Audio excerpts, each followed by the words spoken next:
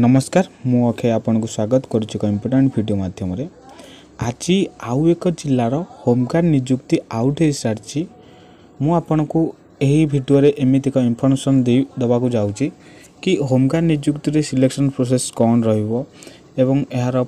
Document कौन कौन लागिवो एवं यार क्वालिफिकेशन कौन आमे यही वीडियो रे फुल डिस्कशन करिवा। आसंतु ए वीडियोटी को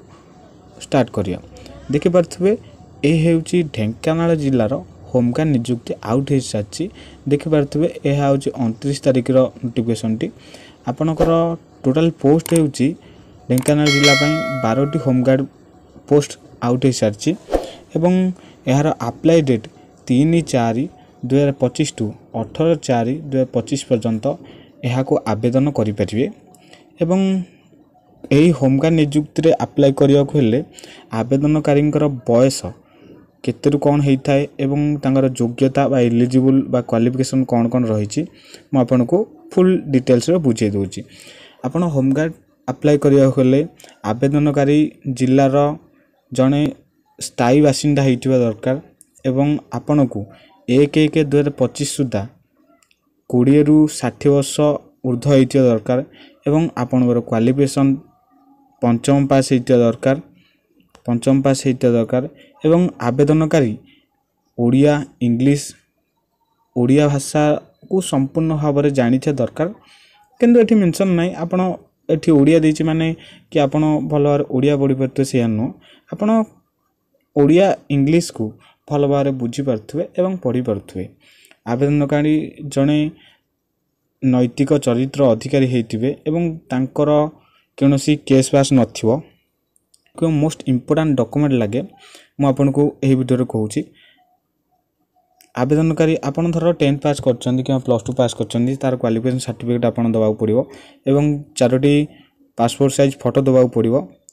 एवं परिचय प्रमाण पत्र आधार कार्ड हो पैन कार्ड हो वोटर आईडी कार्ड हो एवं आपन जेउ ट्रेड देबे आपन जेउ ट्रेड धर कंप्यूटर ट्रेड हो किंबा ड्राइविंग लाइसेंस आपन पाखर अछि से ट्रेड देबे एवं रेसिडेंट कास्ट आपन एही सर्टिफिकेट को ऐड करी निजर फॉर्म टी को फिलअप करि परिए। तबे ए हेउची ढेंकानाल जिलार होमगार्ड नियुक्तिर आवेदन फॉर्म टी मो पाखु आसीची।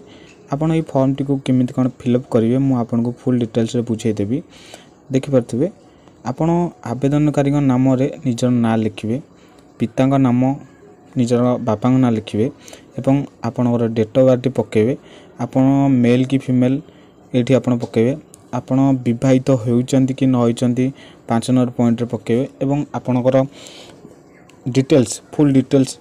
आपन एठी मेंशन करिवे। आपनकर वर्तमान ठिकाना कोन कोन रहिछि आपन 7 नंबर पॉइंट रे मेंशन करिवे। आपनकर मेल आईडी देबे एवं आपनकर जे कांटेक्ट नंबर टी सब बेले कांटेक्ट हेई परछि सब बेले आपन यूज करचंदी सेही कांटेक्ट नंबर टी को दवा पे ट्राई करिवे नले आपन होमगार्ड जेतले हेडक्वार्टर रु कॉल आसीबो आपन जानि परिबे कि नाही मोर केउ दिन फिजिकल अछि कोन अछि एवं आपन केउ वर्ग रे बा निजर कास्ट टा को मेंशन करिवे आपन हिंदू कि मुसलमान केउ धर्मर आपन एटी मेंशन करिवे 12 नंबर पॉइंट रे एवं परिचय पत्र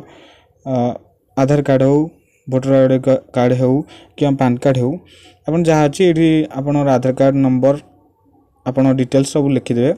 आ जानिथिबे आपन जे कोनसी लैंग्वेज आपन जानिछंती सेठी एठी मेंशन करिवे आपन शिक्षागत योग्यता ए परीक्षार नाम धर मु एठी 10th पास करथि 10th पास लिखिवे तापर केउ बोर्ड रे पास करचंती आपन टोटल मार्क केते अछि एवं मार्क रखिथिबे एवं आपन परसेंटेज केते केते रहउची आपन एमिति फॉर्म फिलअप करिवे। ट्रेड रे भरबे किबा कंप्यूटर आपन जानिछंती किबा आपन ड्राइविंग जानिछंती आपन